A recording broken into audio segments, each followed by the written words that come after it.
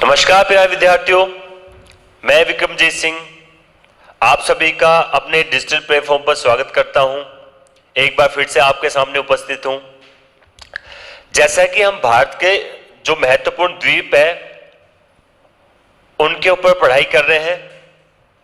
Last मेरी 4 lecture इसमें already आ चुके हैं। आज मेरा ये 5वां लेक्चर है। लास्ट वाला जो लेक्चर था जिसके अंदर आपने पढ़ा कि अंडमान निकोबार द्वीप समूह में जितने भी आदिवासी जनजातियां हैं उनके बारे में पढ़ा, कौन कौन सी जातियां हैं, अभी उनका क्या क्या अस्तित्व है, कितने विलुप्त हो चुकी हैं जनजातियां, है ना। तो इस टाइप पे आपने पढ़ा। आज उसी कड़ी में 5वीं वीडियो है और आज जो हम पढ़ने जा रहे हैं दोस्तों, कुछ ऐसे महत्वपूर्ण द्वीप अंडमान निकोबार द्वीप समूह के जिनका 2018 में नाम परिवर्तन किया गया। उसके बाद 2023 में भी बहुत सारे ऐसे द्वीप थे जिनका नाम परिवर्तन किया गया। तो वो कौन कौन से द्वीप थे जिनका नाम चेंज हुआ है, एक बार उन्हीं पर नजर डालते हैं।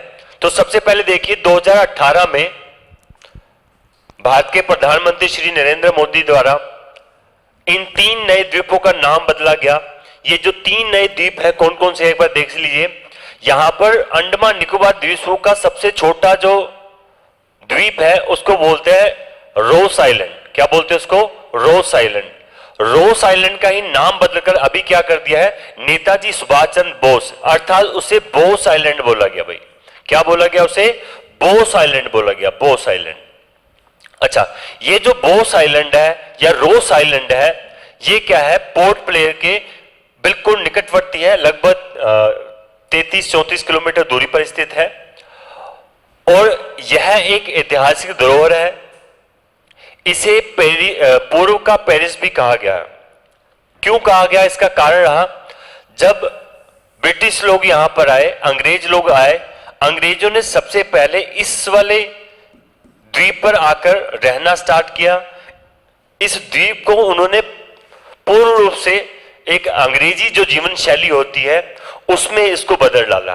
अर्थात यहां पर सबसे पहले उन्हें चाय और कॉफी के कह सकते हो बार बनाए, है ना, कैफे बनाए, ठीक है। और इसके साथ यहां पर इन्होंने स्विमिंग पूल बनाए। स्विमिंग पूल का निर्माण किया। यहीं पर इस द्वीप पर एक चर्च है, चर्च का निर्माण किया। यहां पर बेकरी की भी सुविधा थी, बेकरी जिसके साक्ष्य ये सब चीजें हैं कि जिनके साक्ष्य आज भी वहां पर मौजूद है। स्विमिंग पूल, चर्च और साथ ही साथ यहां पर टेनिस कोर्ट भी था, टेनिस कोर्ट।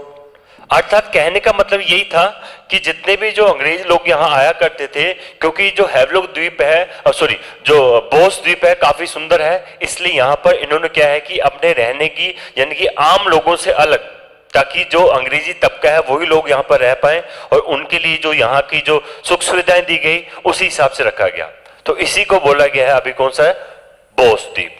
इसके अलावा दूसरा जो द्वीप है हैवलॉक द्वीप है। हैवलॉक द्वीप है, ये बहुत ही सुंदर द्वीप है। जितने भी अभी आपने द्वीप पढ़े इनमें सबसे ज्यादा जो सुंदर द्वीप है ना, यही है दोस्तों, हैवलॉक द्वीप।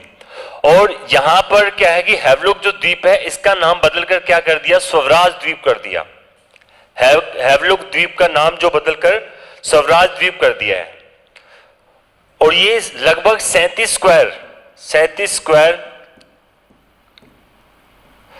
स्क्वायर किलोमीटर में फैला हुआ है।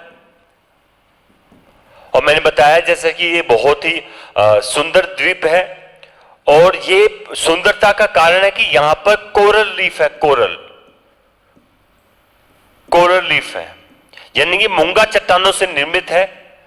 जब आप कोरल रीफ के बारे में मेरे से पढ़ेंगे तो डिटेल से जानकारी, कोई एक वीडियो जरूर बनाएंगे इस पर, उसमें आप पढ़ने वाले हो।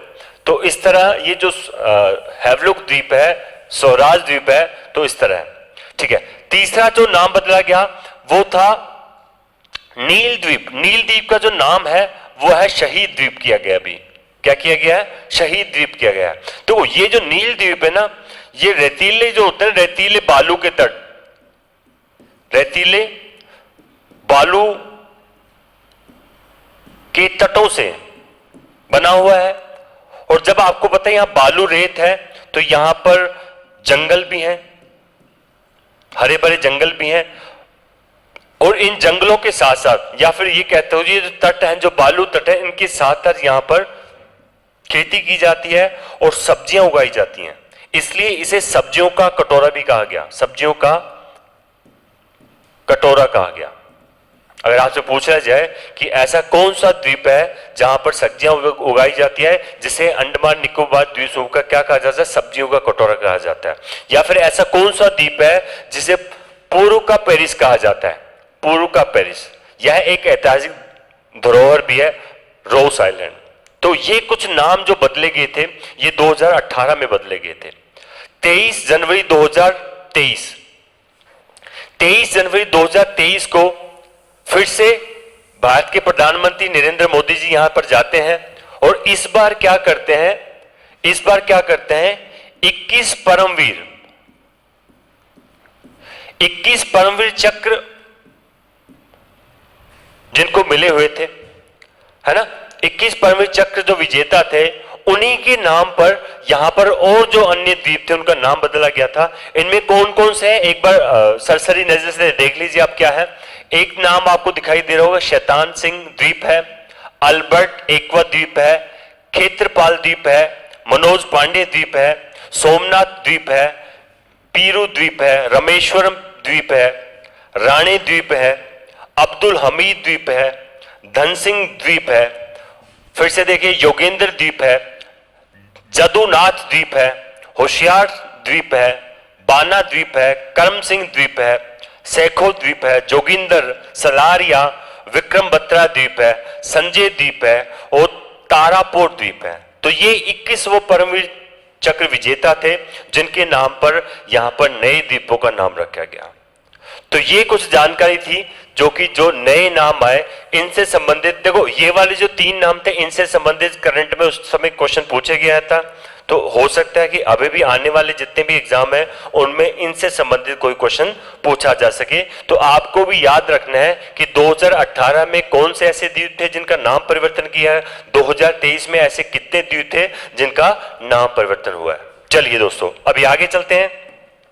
अभी जो सामने तस्वीर देख रहे हो ये है अंडमान निकोबार द्वीप समूह की, या फिर कह सकते हो भारत की वो जेल जिसे काला पानी सजा के नाम से जाना जाता है, जहां पर काला पानी की सजा दी जाती थी। मैं उस जेल की बात कर रहा हूं दोस्तों। उस जेल का नाम है सेलुलर जेल।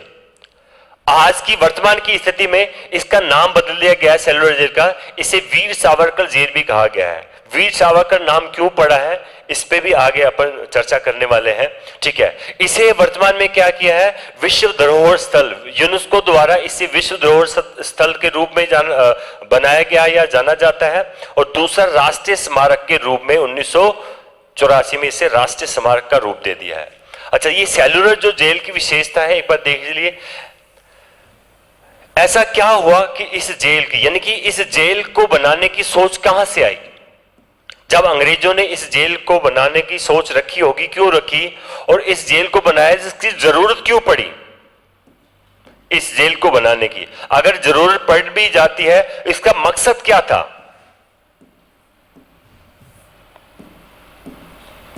तो इस जेल का जो जरूरत पड़ी, क्यों पड़ी, मकसद क्या है, क्या सोच विचार करके इस जेल को बनाया गया, आज उसी पे हम डिस्कस करने वाले हैं। तो आप अपना ध्यान इधर ही रखना दोस्तों। जैसा कि उस समय की बात, अगर मैं 1857 के गदर की बात करूं, 1857 गदर की बात करूं, गदर का मतलब 1857 की जो आपने क्रांति पढ़ी होगी, मैं उसकी चर्चा कर रहा हूं। 1800 क्रांति के समय में जब अंग्रेजों के ऊपर जितने भी हमारे स्वतंत्रता सेनानी थे,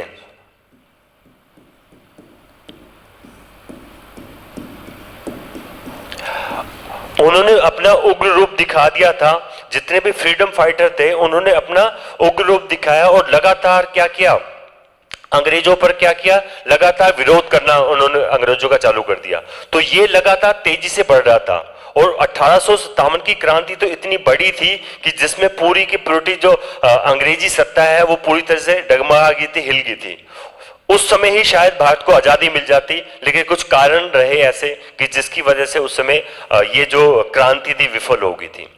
लेकिन इस क्रांति के कारण इस गदर के कारण जो अंग्रेजों को सीख मिली या उनके अंदर जो विचार आया, तो सबसे पहले यही आया कि ये जितने भी जो फ्रीडम फाइटर हैं, इनको कैसे जो आम लोग हैं इनसे अलग किया जाए, क्योंकि इनकी भाषा एक है। जब ये लगातार किसी आंदोलन पर जाते हैं, वहां पर नारे लगाते हैं, तो ये जो भाषा है, ये जो नारे हैं, इनको एकजुट बनाते हैं। जब इनको एकजुट बनाते हैं तो जो जिनको अपन जेलों में ऑलरेडी इनको डाला हुआ है, कैदी रूप में इनको जेलों में रखा हुआ है, वो लोग भी है अंदर से ऊर्जावान होते हैं, उत्साहित होते हैं उन नारों को, उन आवाजों को सुनकर। इसलिए उनका मोरल भी डाउन नहीं होता है। वो कैद में होने के बाद भी इतने एनर्जेटिक हैं, या फिर वो कह सकते हो स्वतंत्रता को पाने के लिए इतने ज्यादा अग्रेसिव हैं कि इस कारण से क्या होता है कि अंग्रेजों को ये समझ में आ गया कि इनको कहीं ना कहीं ऐसी जगह शिफ्ट करना पड़ेगा जहां से आम लोग वहां तक नहीं पहुंच पाए। तो ऐसे में उनको जो ख्याल आया वो यही आया कि समुद्र के बीचों बीच एक द्वीप है जो हमारे बहुत पहले से कब्जे में है, तो क्यों ना ऐसा किया जाए कि वहीं पर ही हम एक जेल स्थापित कर दें। क्योंकि जब समुद्र में जेल होगी और इतनी दूरी पर होगी, एकांत में, जहां पर कोई रह ही नहीं ना, बिल्कुल वीरान जगह है, तो वहां पर एक तो जो कैदी होंगे उनको कड़ी सजा मिल सकेगी। जो भी वहां पर सजा दी जाएंगी आम लोगों को नहीं पता चलेगा। यहाँ के जो नेता हैं या फिर लोकल जो जितने भी लोग हैं उनको बिल्कुल नहीं पता चलेगा कि उन कैदियों के साथ क्या हो रहा है। तो ये विचार 1857 की क्रांति के रूप में आया कि इन्होंने फिर क्या किया कि जेल का निर्माण किया। उस जेल का नाम है सेलुलर जेल। अच्छा, इस जेल की जो बनावट रखी गई वो भी बहुत सोच समझ के रखी गई। देख लीजिए एक बार, सेलुलर जेल है, कुछ बनावट इस तरह की। वर्तमान की स्थिति है, उस समय जब बनाई गई थी उस समय की स्थिति ये थी। जब ये जेल बनाई गई, ऐसा भी कहा जाता है इस जेल को बनाने के लिए जो ईंटें आई थी ना, जो ईंटें आई थी, ये ईंट मंगाई गई थी रंगून से, म्यांमार से ईंटें मंगाई गई थी। कहां से मंगाई गई थी ईंटें? 3 करोड़ लाल ईंट आई थी यहां पर, जिससे ये जो जेल आपको दिखाई दे रही है, 3 करोड़ जो लाल ईंट है ये म्यांमार से मंगाई गई थी। और यहां पर जो सीमेंट से नहीं बनाया था भाई, इस जेल को सीमेंट का इस्तेमाल बिल्कुल नहीं किया गया था। इसे गुड़ और एक सुस्की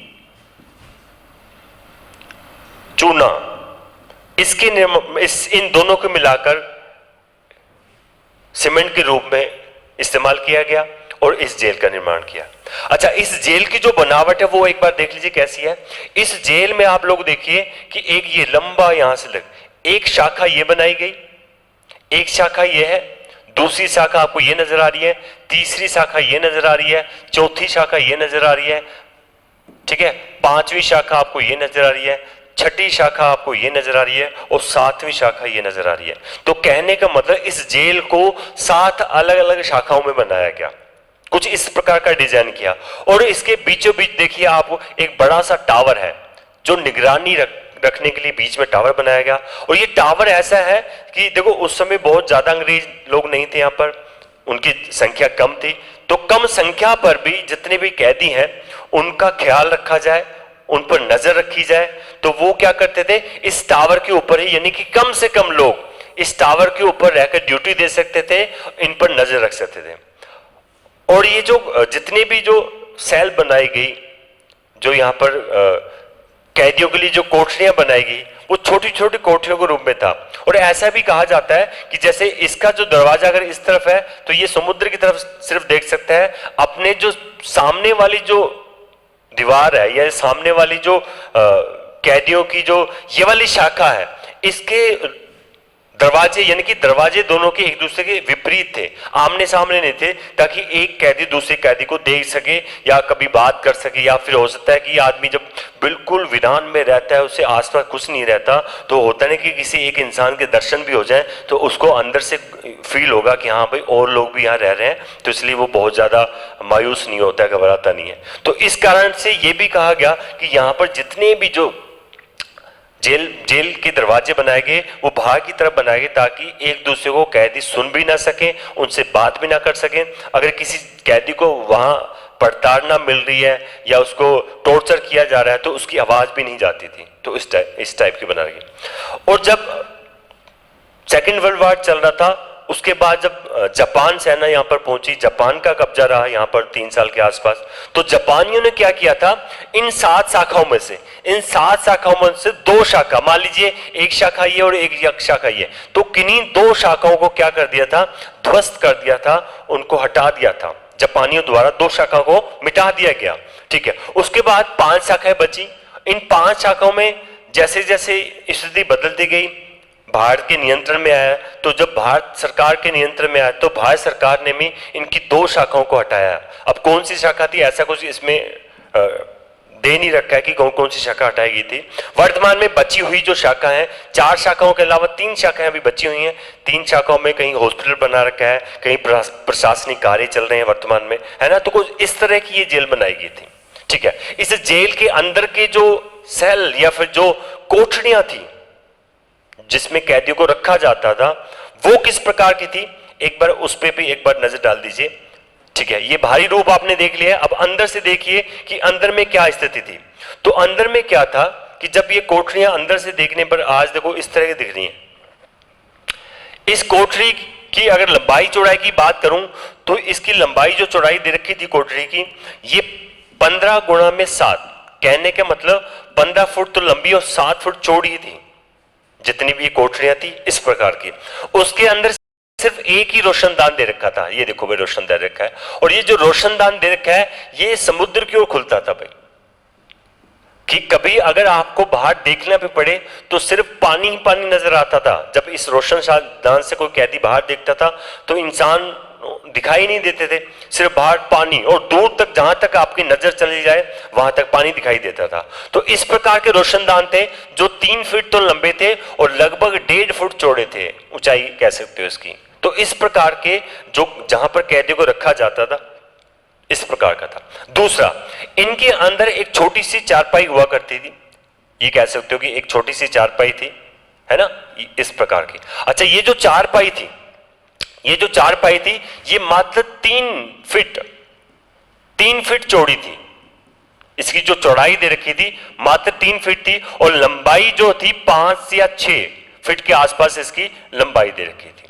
तो कहने का मतलब जितने भी कैदी रहते थे वो छोटी सी खटिया उनको मिलती थी, और खाने के लिए जब खाने की स्थिति आती थी तो इनके पास सिर्फ 2 बर्तन हुआ करते थे।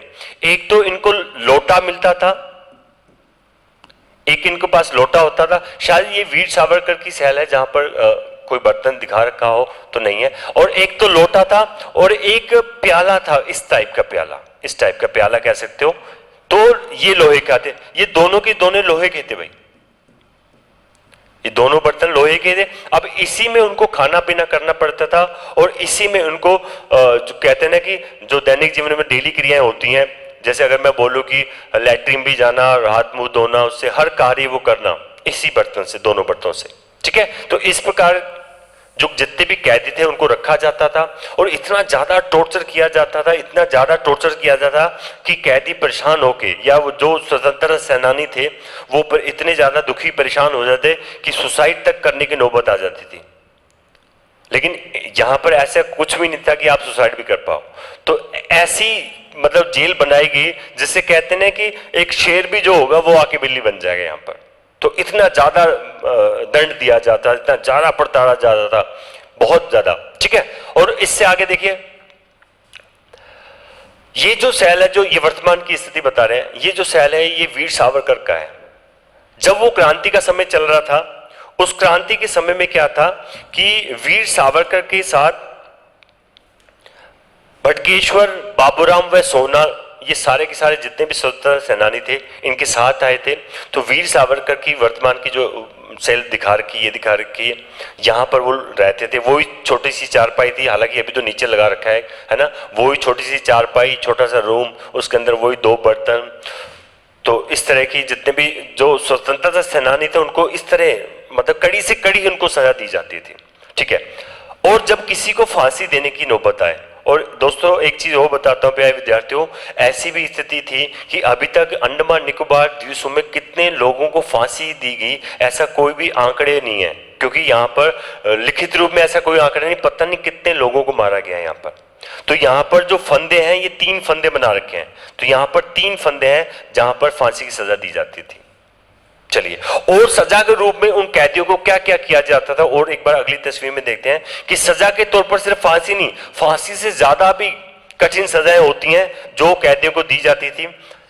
देखिए, ये वीर सावरकर का, ये वो बर्तन की बात कर रहा था। देखो, ये प्याले नुमा एक दे रखा है, एक वो बर्तन है, और ये छोटा सा देखो आपको अगर दिखाई दे रहा हो, ये लोटे की आकृति में है, लोटे की आकृति में। तो ये आपको दो बर्तन दिए जाते थे। ठीक है, सजा के तौर पर देखिए कि जैसे कोल्लू का बैल होता है, कोल्लू चलाता है, ऐसे ही ये क्या करते थे, इनको भी ड्यूटी दी जाती थी नारियल से तेल निकालना, है ना। तो ये सारा दिन इनका यही काम होता था कि नारियल से तेल निकालना। दूसरा क्या होता था, नारियल के जो छोल होते हैं उसको अपने हाथों से निकालना और रस्सी बांटने का काम दिया जाता था। ऐसा भी कहा जाता है कि इनको 30 पौंड तक का टारगेट दिया जाता था कि 30 पौंड तक आप नारियल का तेल रोजाना निकालोगे। और 30 पौंड का नारियल का तेल है, एक अगर बैल को अगर कोल्हू में लगा दिया जाए वो भी नहीं निकाल पाता है दिन में, जितना इनको उस समय प्रताड़ना दी जाती थी। और सजा के रूप में कोड़े मारे जाते थे। बाई चांस कोई कैदी कुछ ऐसी घटना कर दे या फिर अपना काम नहीं करके दे उनको, तो उनको कोड़ों से सजा दी जाती थी। चलिए नेक्स्ट देखिए।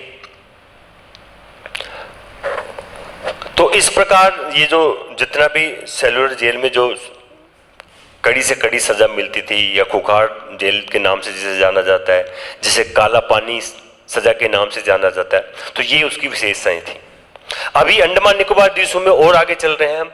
अंडमान निकोबार द्वीपों में कुछ खाड़ियां हैं जिनका अभी आप शायद ही बहुत सारे जो कंपटीशन एग्जाम की तैयारी कर रहे हैं बच्चे, तो आपने बहुत कम किताबों में पढ़ा होगा, है ना, जितने भी आप एग्जाम दे रहे हो। तो ये कौन कौन सी खाड़ियां, इनसे संबंधित क्वेश्चन बन सकता है। तो पहला देखो, किमोस की खाड़ी। मैंने आपको जब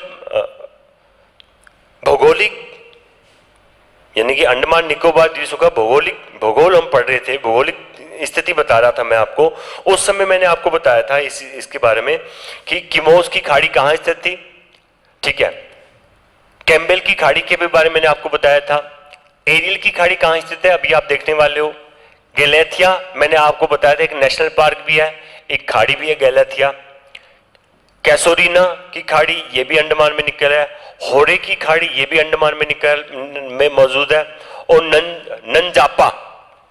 नंजापा की खाड़ी भी वहीं पर स्थित है। एक और दे रखा है दिल की खाड़ी, जो ये सारी की सारी जो खाड़ियां हैं अंडमान निकोबार द्वीपों के क्षेत्र में स्थित है। तो इनसे संबंधित हो सकता है कि 4 खाड़ियों में 3 खाड़ियां अंडमान निकोबार द्वीपों की दे रखी हो, एक किसी भारत की किसी और क्षेत्र की दे रखी हो, तो आपसे इनसे संबंधित क्वेश्चन पूछा जा सकता है। ठीक है, ग्रेट चैनल के बारे में मैंने आपको बताया था। अंडमान निकोबार और सुमात्रा जो द्वीप है इंडोनेशिया का, उनके मध्य जो जल क्षेत्र है उसको ग्रेट चैनल के नाम से जाना जाता है। अंडमान जो सागर है, इसके बारे में मैंने शुरुआत में बता दिया था। अंडमान, म्यांमार तथा थाईलैंड के मध्य वाला जो सागर है उसे अंडमान सागर कहा जाता है। कोको चैनल के बारे में मैंने बताया था, कोको द्वीप है म्यांमार में। उन कोको द्वीप के बाद कोको चैनल जो अंडमान, उत्तरी अंडमान और म्यांमार के मध्य जो जलीय क्षेत्र है उसको कोको चैनल कहा गया। लैंडफॉल द्वीप सबसे उत्तर में स्थित है, अंडमान के उत्तर में स्थित है, इसके बारे में मैंने आपको बता दिया था। और दोस्तों यहाँ पर क्या हो जाता है प्यारे विद्यार्थियों, मानसून संगीत समारोह मनाया जाता है। मैंने आपको बताया था कि यहाँ पर जो मानसून है वो 20 से 25 मई के मध्य आता है मानसून। और अंडमान निकोबार द्वीपों को 2 मानसून से वर्षा प्राप्त होती है, एक तो दक्षिण पश्चिम मानसून, दूसरा उत्तर पूर्वी मानसून, दोनों से वर्षा प्राप्त होती है। और दिसंबर जो महीना होता है अंडमान निकोबार द्वीपों में सबसे ज्यादा वर्षा होती है दिसंबर महीने में। तो ये सब चीजें आप मेरे से पहले पढ़ चुके हो। और एक किसी वीडियो में मैंने आपको प्यारे विद्यार्थियों एक चीज और बोला था कि आप लोग के लिए क्वेश्चन छोड़ा था, एबरडीन की लड़ाई कब हुई थी और किन के मध्य हुई थी। हालांकि कुछ बच्चों के कमेंट्स भी आए, उन्होंने बिल्कुल सही आंसर दिया था, तो उनके लिए थैंक यू। देखिए मैंने बताया था कि 17 मई 1859 को ग्रेट अंडमानी जनजाति अर्थात आदिवासी तथा अंग्रेजों के मध्य ये लड़ाई हुई थी। ठीक है, तो ये आपके लिए क्वेश्चन रखा था। चलिए, तो ये अंडमान निकोबार द्वीप की संपूर्ण जानकारी मैंने आपके सामने रखी है। अभी थोड़ा सा और आगे देख लीजिए। अगर आपसे पूछ लिया जाए अंडमान निकोबार द्वीपों की राजधानी कौन सी, अंडमान निकोबार द्वीपों की सबसे लंबी नदी कौन सी है, तो आपको मैं बता रहा हूं कि अंडमान में ना अंडमान में एक नदी है, अंडमान में एक नदी है जिसको बोलते हैं कैलपोंग नदी, जो अपना जल एरियल की खाड़ी में गिराती है। कुछ चित्र के माध्यम से आप देख सकते हो कि यहां पर देखो सैंडल पीक है। आपको मैंने बताया था कि सैंडल जो पीक है ये अंडमान निकोबार द्वीप समूह की सबसे ऊंची चोटी है और एक नेशनल पार्क भी है, ये मैंने आपको बताया था लास्ट क्लास में। और सैंडल पीक से एक नदी निकलती है, इस प्रकार देखिए आप, ठीक है। और डिगलीपुर एक शहर है, यहां से होती हुई देखो अपना ये एरियल की खाड़ी में अपना जल गहराती है। लगभग 34 किलोमीटर इसकी लंबाई है। तो ये कह सकते हो ये अंडमान की सबसे लंबी नदी है, ठीक है। अगर निकोबार की आप कहो कि निकोबार की सबसे लंबी नदी कौन सी है, एक बार उस पर भी डिस्कस करते हैं। तो आप इस नदी का नाम रखना कैलपोंग नदी है, वो उत्तरी अंडमान में स्थित है और इसकी जो लंबाई है 34 किलोमीटर है और एरियल की खाड़ी में क्या करती है, अपना जल गिराती है। आगे देखिए, अब कुछ नदियां और हैं। ये जितनी भी जो नदियां हैं ये ग्रेट निकोबार में है। अच्छा, ये ग्रेट निकोबार का ही क्यों लेके आया हूं, अगली कुछ मिनट के अंदर आपको बताने वाला हूं कि ऐसा क्यों मैं कर रहा हूं यहां पर, कि ग्रेट निकोबार के बारे में क्यों पढ़ाने जा रहा हूं। अच्छा, ग्रेट निकोबार में देखिए, ये देखिए गेलाथिया वे बताया था, गेलेथिया की खाड़ी मैंने बताया है। तो यहां पर एक गलेथिया नाम की नदी आती है, ये देखिए, ये गलेथिया नाम की नदी है जो गलेथिया की खाड़ी में गिरती है, ठीक है। और इसकी जो लंबाई है 40 किलोमीटर के आसपास है, ठीक है। इसके अलावा इसमें छोटी बड़ी नदियां बहुत सारी हैं। आप देखिए यहां पर एक नदी है जिसे बोलते हैं अमृत कौर नदी। अमृत कौर नदी है वो जो मैंने बताया दिल की खाड़ी, दिल में देखा दिल की खाड़ी में ये अपना जल गिराती है। इसके बाद अलेक्जेंड्रा एक नदी है जो इस प्रकार बहती हुई जाती है। और ये देखो बालो की खाड़ी, बालों की खाड़ी में अपना जल गिराती है। तो आप खाड़ियों में ये भी ऐड कर सकते हो बालों की खाड़ी। दूसरा यहां पर दे ही रखा है मैंने कैसोलिना की खाड़ी, अभी लिखवाया मैंने। कैसोलिना की खाड़ी में एक नदी और है, उसका नाम है डोगमार नदी है, वो अपना जल गिराती है। एक झाऊ नाला और है यहां पर, झाऊ नाला, ठीक है। और भी छोटी मोटी नदियां हैं जो अपना जल यहां इधर उधर गिराती हैं आसपास एरिया में। तो कुल मिला के ये कह सकते हो गैलेथिया जो है ना, गैलेथिया वृहद निकोबार की सबसे लंबी नदी है। और अगर आपसे पूछ लिया जाए इनमें से किसी एक नदी का नाम दे दिया जाए कि भारत की प्रमुख नदियां और भी बहुत सारी नदियां हैं, उनमें इनका किसी का भी नाम आता है तो आपको याद रखना है अमृतकोर नदी का नाम रखना है, डोगमार नदी का नाम रखना है, एलेक्जेंड्रा नदी का नाम रखता है, झाऊ नाला एक रिवर छोटी सी कह सकते हो नाला है, इसका नाम याद रखना है। तो इस प्रकार नदियों के बारे में भी आपसे पूछा जा सकता है। चलिए, ये ग्रेट निकोबार अभी क्या बनने जा रहा है एक बार देख लीजिए। उससे पहले यहां पर देखिए क्या लिखा गया है। अंडमान निकोबार द्वीप समूह में 12 मासी नदियां लगभग शून्य हैं, अर्थात ऐसी नदियां जिनमें वर्ष भर पानी भरा रहता है, बहती रहती है, उनको 12 मासी नदियां कहते हैं, वर्षवाहिनी नदियां कहते हैं, ठीक है। वो बहुत कम है, यानी कि ना के बराबर है, ठीक है। ग्रेट निकोबार द्वीप समूह में एकमात्र अपवाद है, जो ग्रेट निकोबार है उसमें अपवाद नदी है, एक ऐसी नदी जो सदावाहिनी है, ठीक है। इसमें एक नदी नहीं 5 12मासी नदी हैं जिनका भी ये नाम मैंने लिखा, जिन नदियों के बारे में बताया, ये सारी 12मासी नदियां सदावाहिनी नदियां, ठीक है। इनमें गैलेथिया उनमें से प्रमुख है जिसकी 40 किलोमीटर लंबाई बताई है मैंने। स्रोत पर जहां घनी वनस्पति के कारण पहुंचना मुश्किल है, वह लगभग 25 फीट की है जहां से निकलती है नदी, जहां से नदी का उद्गम होता है, जहां से निकलती है वहां बहुत ज्यादा गहरे जंगल है, वहां तक पहुंचना काफी मुश्किल है। इसलिए ऐसा कोई नाम नहीं रखा गया कि बताया जाए कि उद्गम कहां से है। तो उन्होंने बताया स्रोत ऐसी जगह से है, जंगल में है, ऐसा एरिया जहां पर पहुंचना काफी मुश्किल है, इसलिए उसका नाम नहीं है, ठीक है। अन्य जो प्रमुख नदियां जिसके बारे में अभी बताया मैंने, अलेक्जेंड्रा नदी जो अभी आपको यहां पर मैंने बताया, ये अलेक्जेंड्रा नदी है, ठीक है। दूसरा मैंने बताया अमृतकौर नदी, याद रखना अमृतकौर नदी कहां है, कभी ऐसा मत सोचना है कि पंजाब के अंदर है। अमृतकौर यानी कि ये सिख नाम हो सकता है किसी महिला का, है ना। अमृतकौर नदी ये वाली है जो दिल की खाड़ी में अपना क्या करती है, पानी गिराती है। डोंगमार नदी अभी बताया मैंने, ये डोंगमार नदी है है ना, डोंगमार नदी है जो अपना पानी कहाँ गिरा रही है, अपना पानी कैसुरीना की खाड़ी में गिरा रही है। तो इस प्रकार कुछ नदियां हैं जिसके बारे में मैंने आपको बताया। और जहाँ तक मैंने अध्ययन किया है, बहुत सारी वीडियो भी देखी है, बहुत सारी किताबें भी देखी है मैंने, बहुत ज़्यादा इतना डीपली कहीं भी नहीं मिलने वाला है। तो जो भी भाई बंधु या जो भी विद्यार्थी गंभीरता से तैयारी करना चाहता है, सीरियस अपने करियर को लेके, तो मेरी वीडियो को लगातार देखो आप, निश्चित रूप से आपको सफलता प्राप्त होगी।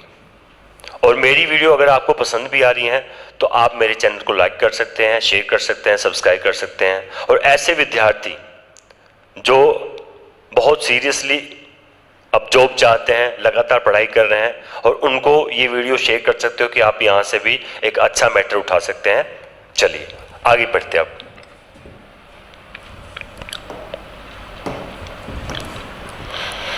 ये क्या, अब आपको जो तस्वीर दिख रही होगी एक बहुत बड़े मॉल की तस्वीर है और बहुत ही सुंदर मॉल है।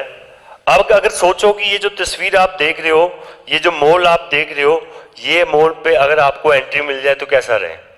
अगली तस्वीर देखिए, ये क्या, देखो बहुत बड़ा ऐसा लग रहा है कि आपको ऐसा शिपयार्ड है कि यदि ऐसा जहाज जिस पे माल को चढ़ाया हुआ उतारा जाता है, और आसपास देखो बंदरगाह में ऐसे बहुत सारे हैं कि ऐसा लग रहा है ये जो बंदरगाह दिखाई दे रहा है ये आयात और निर्यात का बंदरगाह है। कैसा बंदरगाह है? आयात और निर्यात का बंदरगाह है जिसमें माल को चढ़ाया हुआ उतारा जा रहा है। ठीक है, आगे देखिए, ये भी बहुत ऊंची ऊंची बिल्डिंग है और कहीं समुद्र के अंदर इसकी परछाई दिख रही है, तो एक नए रूप में, एक नए डिजाइन में आपको दिखाई दे रही है। देखिए ये वही मॉल है जिसके बारे में अभी आप देख ही रहे थे, ये ऊंची ऊंची बिल्डिंग है, और ये देखो कुछ अलग तरह का एक ऐसा स्ट्रक्चर बना रखा है कि ऊपर से पानी नीचे बह रहा है और उसमें लाइटिंग लगी हुई है, म्यूजिक लगा हुआ है। सोचो कि इस प्रकार की जगह भारत में कहां होगी। इस प्रकार की जगह या इस प्रकार की खूबसूरती भारत में अभी कुछ जगहों पर बनने वाली है। वो जगह क्या है जहां पर इस तरह की खूबसूरती बनने वाली है, आइए लेके चलता हूं। दोस्तों अभी जो हम पढ़ रहे थे अंडमान निकोबार द्वीप समूह, उस अंडमान निकोबार द्वीप समूह में सबसे जो दक्षिण था, अंडमान निकोबार द्वीप समूह का सबसे जो दक्षिण मैंने बताया था, सबसे जो दक्षिण में स्थित है वो है क्या, वो स्थित है दोस्तों, चलिए वो स्थित है सबसे, यहां पर देखिए, इस प्रकार देखिए, यहां पर अंडमान निकोबार का वृहद जो निकोबार है, वृहद निकोबार, वृहद निकोबार, ग्रेट निकोबार। 2020 में भारत के प्रधानमंत्री श्री नरेंद्र मोदी जी ने एक बार भाषण दिया था। उस भाषण में यह कहा गया था कि हम भी एक नया सिंगापुर बनाना चाह रहे हैं। मतलब हमारा एक प्रस्तावित प्रोजेक्ट है जिसके अंदर श्रीलंका की भांति एक ऐसा शहर बसाया जाएगा जिसके अंदर जैसे श्रीलंका नहीं, सिंगापुर की भांति ऐसा शहर बसाया जाएगा जिसके अंदर सारी सुख सुविधाएं हम सिंगापुर की तरह ही या सिंगापुर की तरह ही डेवलप करने वाले हैं।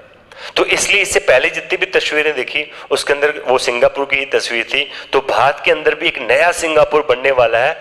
इस जो प्रोजेक्ट बनाया जा रहा है दोस्तों, इसके लिए क्या है कि 75,000 करोड़ अमाउंट पर ध्यान दो, 75,000 करोड़ की लागत से वृहद निकोबार को सिंगापुर की तर्ज पर विकसित किया जाएगा। और ये जो वृहद निकोबार है ना, ये 1045 वर्ग किलोमीटर में फैला हुआ है, और इस 1045 किलोमीटर में से 166 वर्ग किलोमीटर में ये जो नया शहर है इसकी बसावट होने वाली है। अच्छा, इस शहर की बसावट से पहले मैं आपको बता दूं कि ऐसा क्यों किया जा रहा है कि हम नया सिंगापुर बनाने की हमको जरूरत कहां पड़ी, कि हमें नया सिंगापुर क्यों बनाना है, इतना ज्यादा इन्वेस्टमेंट, वो भी अंडमान निकोबार द्वीप समूह के अंदर, तो ऐसी जरूरत कहां पड़ रही है। तो चलिए दोस्तों, सबसे पहले मैं आपको यही बताने वाला हूं कि ऐसा क्या कारण है कि हमें एक सिंगापुर, नया सिंगापुर निर्माण करके देना पड़ रहा है आपको। चलिए देखिए,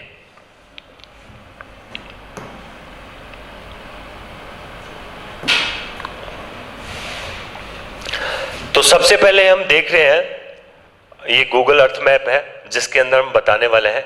ये देखो, ये भारत आपको दिखेगी यहां पर, भारत का ये वाला जो हिस्सा है और छोटा हो जाए, ये देखिए, देखिए दोस्तों, ये है भारत, है ना। इसके इस तरफ तो है, भारत के इस तरफ क्या है भाई, भारत के इस तरफ है अरब सागर,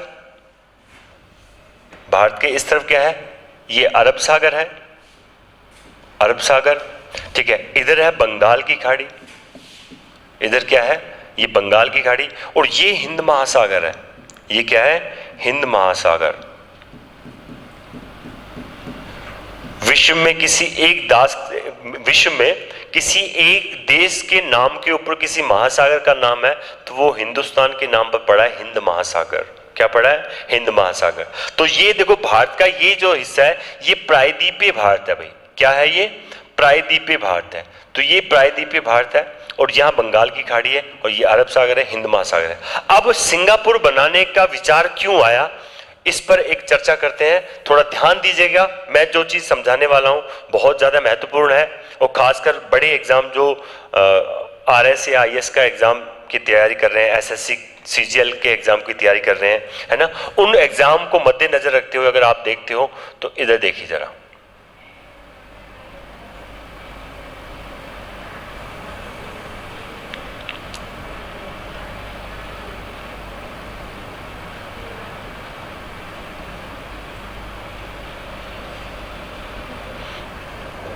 चलिए अब आपको समझना है कि भाई इसकी जरूरत क्यों पड़ी कि हमने अंडमान निकोबार, अगर आपको और थोड़ा जूम करके दिखाऊं तो और एक बार देख लीजिए कि ये अंडमान निकोबार द्वीपों में किसकी बात कर रहा हूं।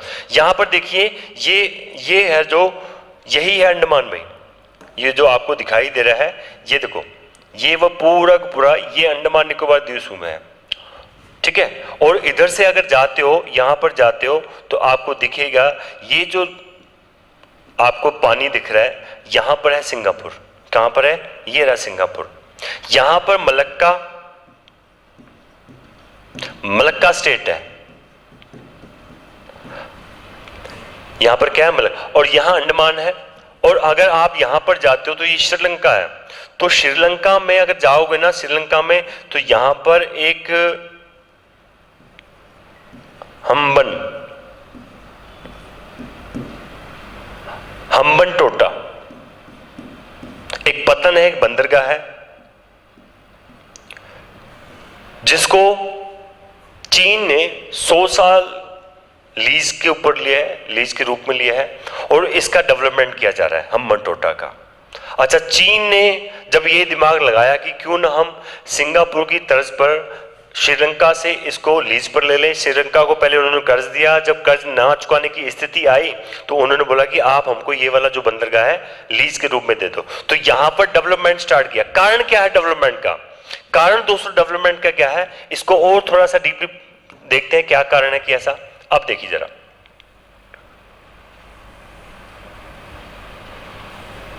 यहां तक पहुंचने से पहले आप इधर आइए, ये वाला एरिया देखो, इधर देखो, सऊदी अरब हो गया, येमेन हो गया, ओमान हो गया, इराक, ईरान, सीरिया, तुर्की, ये खाड़ी देश है। इन खाड़ी देशों में जाओगे ना तो विश्व में सबसे ज्यादा जहां तेल का उत्पादन होता है तो वो इन्हीं देशों में होता है।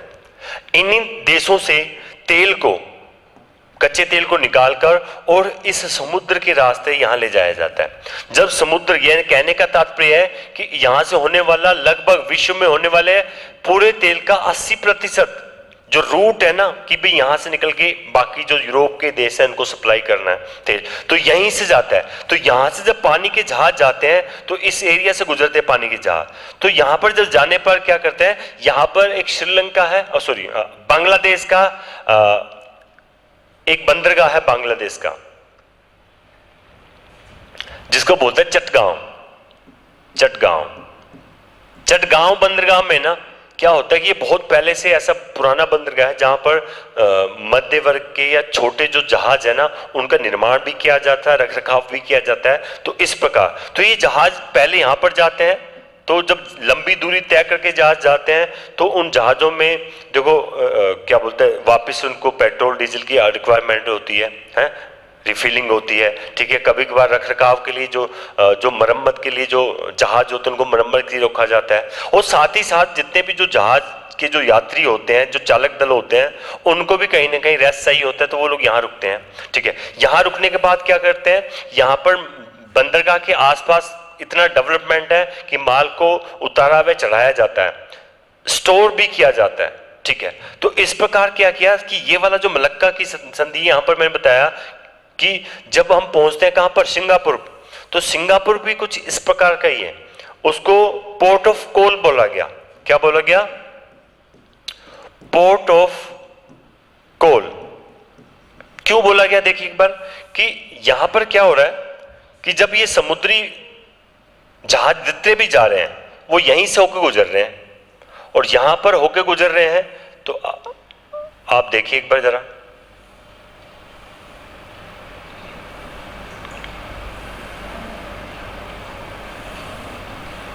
चलिए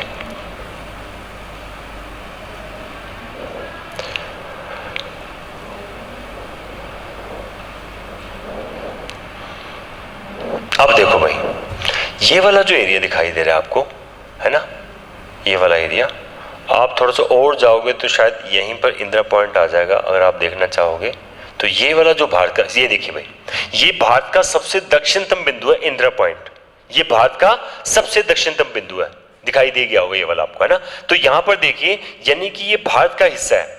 अब भारत का हिस्सा है तो यहीं पर देखोगे आप, मैंने अभी बताया कि ये वाला जो मलक्का जो स्टेट है, मलक्का जो स्टेट आपको दिखाई दे रहा है यहाँ पर, मलक्का स्टेट से यहीं से जितने भी पानी के जहाज होते हैं जो माल को यहाँ पर ले जाते हैं, तो ये है सिंगापुर, ठीक है।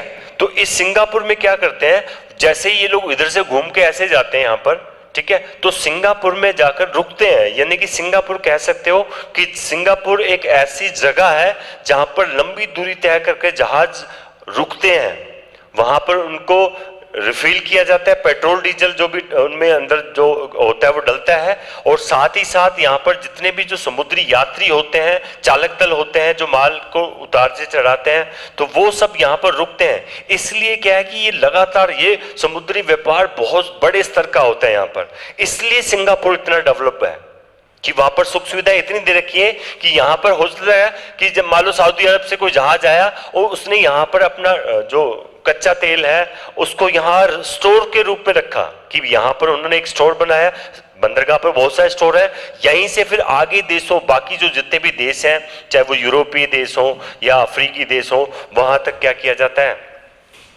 तेल की सप्लाई होती है। तेल की सप्लाई भी होती है, और ऐसा भी कहा जाता है 28% से अधिक जो गैस का रिस्टोर किया जाता है, गैसों की सप्लाई भी होती है यहाँ पर।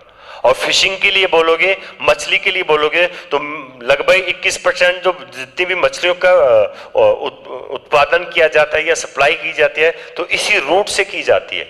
यानी कि ये जो सिंगापुर है, कुछ इस प्रकार कह सकते हो कि बड़े बड़े जितने भी जो हाईवे होते हैं, नेशनल वे होते हैं, उन पे लगातार जाना, और रास्ते में पता चले कि बहुत बड़ा कोई रेस्टोरेंट आ गया, वहां पर रुकना, आराम करना, उसके बाद फिर अगली यात्रा पर जाना। तो इस प्रकार से सिंगापुर की क्या है कि यहाँ पर जो स्थिति है कुछ इस प्रकार की है। तो सिंगापुर इसलिए लगातार डेवलप करना जा रहा, और जैसे ही ये भारतीय सरकार को ये समझ में आया कि भाई सिंगापुर इतना ग्रोथ इसलिए कर रहा है कि यहाँ पर ये सब चीजें हो रही हैं, तो ऐसे में क्या होता है, भारत में भी विचार है, भारतीय सरकार ने विचार किया भाई क्यों ना हम क्या करें, अपना जो इंदिरा पॉइंट है इसी को इतना डेवलप कर दो, इसको इतना डेवलप कर दो कि यहां से हम्मन टोटा से या इधर से जितने भी जो पानी वाले जहाज आ रहे हैं, जो माल को ले जा रहे हैं, वो यहां जाते हैं, यहां से वो घूमकर इस प्रकार जाते हैं, या फिर यहां से घूमकर वो कहां चले जाते हैं, चटगांव चले जाते हैं, बांग्लादेश में चले जाते हैं।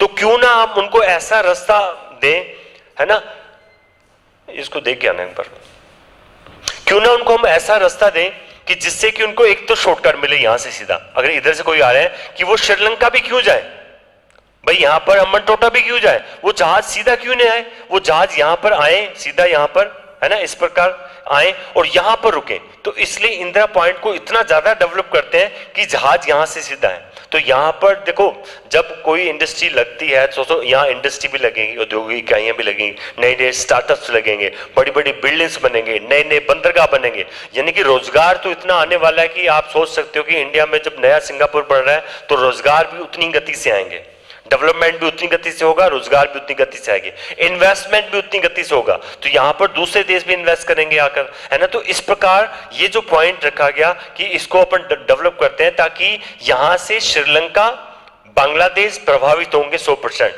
और दूसरा, अब उनको क्या है कि यहां पर नहीं रुकना पड़ेगा। कहां पर? अब उनको यहां, अगर जो जहाज यहां पर रुक जाते हैं तो उनको क्या इतनी कम दूरी पर यहां पर रुकना पड़ेगा? नहीं रुकना पड़ेगा, क्योंकि यहां पर जब उन्होंने यहां पर पता चला कि 10 दिन रुक गए, 20 दिन रुक गए, 5 दिन रुक गए, है ना, कैसे भी हो सकता है, तो अपने माल को पता चला कि यहां पर रीस्टोर करने के लिए बड़े बड़े गोदाम बना दिए माल रखने के लिए, है ना। और भी बहुत सारी इंडस्ट्री हैं जो डेवलप हो सकती हैं यहां पर, ठीक है। तो इस प्रकार किया जा सकता है कि इनको यहां पर हम व्यापार के रूप में, समुद्री व्यापार के रूप में इस्तेमाल कर सकते हैं। तो सिंगापुर को डेवलप करने का ये जो प्रोजेक्ट भारत सरकार लेके आई है, अगर ये सक्सेसफुली रन करता है तो 101% ये हो जाएगा कि आप सोचोगे जो जब तक ये स्थिति बनने वाली है तो भारत कितने आगे बढ़ सकते हैं, आप सोच सकते हो, ठीक है। तो इस प्रकार ये जो नया सिंगापुर बनने वाला है, ये जो प्रोजेक्ट बनने वाला है, इस पर विचार किया गया और इस पर इसके स्वीकृति भी मिल चुकी है। और इसके बाद आगे की स्थिति क्या है देखिए। जब ये अनाउंसमेंट हुआ तो कुछ प्रॉब्लम आना स्टार्ट हुई। प्रॉब्लम कैसे आना स्टार्ट हुई? प्रॉब्लम कुछ इस प्रकार की थी कि भाई जब इतना बड़े एरिया में से जंगल काटा जाएगा तो पेड़ पौधे कटेंगे तो कहीं ना कहीं देखो हानि तो होगी ना पर्यावरण को। तो पर्यावरण सुरक्षित रहे, इसको लेकर बहुत सारे इश्यूज बनते हैं। बहुत सारे एनजीओ आए सामने, भारत सरकार में जैसे बहुत सारे ऐसे लोग आए कि नहीं भाई अगर यहाँ इतने पेड़ पौधे कटेंगे तो क्या स्थिति बनेगी। तो इसको देखते हुए क्या है, मैंने अभी देखो जो बताई दिया आपको, मलक्का स्टेट की जो महत्वपूर्ण क्यों है इतना ज्यादा मलक्का, है ना, उसके बारे में मैंने आपको बता ही दिया है, ठीक है। उसके बाद मैंने आपको बताया कि कौन कौन से बंदरगाह हैं, जैसे बताया सिंगापुर से पहले चटगांव बांग्लादेश, ठीक है, और हम्बनटोटा श्रीलंका। इन बंदरगाहों को और सिंगापुर को, ये 3 बंदरगाह ऐसे हैं जिनको प्रभावित कर सकता है अंडमान निकोबार द्वीपों, यानी कि बिजनेस के मामले में इतना ज्यादा बिजनेस मिल सकता है भारत को कि जिसकी आप कल्पना नहीं कर सकते हो। तो मुख्य बिंदु क्या क्या है इसके अंदर, ठीक है। जब ये सब चीजें मिल सकती है तो यहां पर जो भारत का ये वाला जो हिस्सा अभी हमने जो बात की, यहाँ श्रीलंका था, यहाँ पर वो आपका ये चटगांव है, ठीक है, यहाँ पर इंदिरा पॉइंट है और आगे चल के यहीं पर सिंगापुर है। तो यहाँ पर जो जब लोग यानी व्यापारी लोग आएंगे यहाँ पर इन्वेस्टमेंट करेंगे तो एक तो कनेक्टिविटी बड़ी स्ट्रॉन्ग बन जाएगी। कनेक्टिविटी का मतलब जहाज डायरेक्ट यहाँ आ सकते हैं, अब उनको हम्बनटोटा या फिर चटगांव जाने की आवश्यकता नहीं है, अब उनको सिंगापुर भी रुकने की आवश्यकता नहीं है, क्योंकि उससे पहले ही उनको ऐसा एक डेस्टिनेशन मिल गया है जहां पर सारी सुविधाएं मिल रही हैं उनको। तो ये हो सकती है। और यहाँ पर जब इसको डेवलपमेंट करेंगे तो कैपेसिटी बढ़ जाएगी, नए नए बंदरगाह बन जाएंगे, स्टार्टअप्स आ जाएंगे नए नए, तो हर सुविधाएं मिल जाएंगी, है ना। तो ये कंपटीशन रहेगा इनके बीच में, तो कुछ इस तरह का है। और पॉइंट मैंने इसमें दे रखा है, और पॉइंट में क्या दे रखा है, ट्रेड हब बनेगा। ट्रेड हब का मतलब जितना भी समुद्री व्यापार है उसका एक केंद्र बिंदु बन जाएगा ये अंडमान निकोबार द्वीपों, केंद्र बिंदु बन जाएगा। और ब्लू इकोनॉमी कहा जाता है। ब्लू इकोनॉमी से तात्पर्य ये है कि समुद्र, ब्लू पानी, यानी कि पानी से संबंधित, यानी कि जितना भी समुद्र है यहाँ से होने वाले जितने भी संसाधन है उनका भी आप इस्तेमाल कर सकते हो, उनको रिस्टोर कर सकते हो, यहाँ से निकाल सकते हो, तो वो भी कर सकते हैं।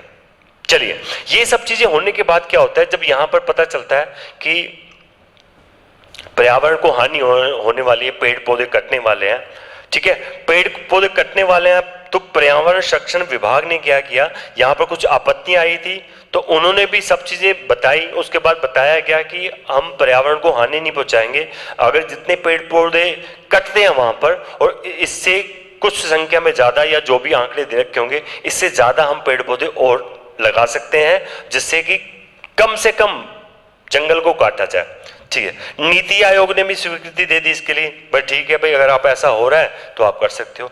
अब प्रॉब्लम क्या आ रही थी, एक लेदर बैग यानी कि लेदर बैग नाम का कछुआ है, ठीक है, विश्व में शायद अंडमान निकोबार द्वीप समूह भी ऐसा ही है जहां पर उसका अधिवास है ना, यानी कि सबसे ज्यादा, ऐसा भी कहा जाता है कि लगभग 20 से 30 हजार कछुए यहां पर निवास करते हैं, उनका एक प्राकृतिक अधिवास है। तो इनको नुकसान ना पहुंचे, तो जितने भी जो पर्यावरणविद होते हैं उन्होंने एनजीओ होते हैं, उन्होंने कहा भाई ये भी एक प्रजाति है, इसकी रक्षा, इसका संरक्षण करना हमारी जिम्मेदारी है। तो इसलिए इन कछुओं का भी नुकसान ना हो। देखो ये विश्व का सबसे बड़ा कछुआ है जो कहां पर रहता है, अंडमान निकोबार द्वीप और समूह के में, और यहीं जो तटीय क्षेत्र होते हैं यहीं पर उनका घर है, यहीं पर आके वो लोग अंडे देते हैं या बच्चे पैदा करते हैं, ठीक है।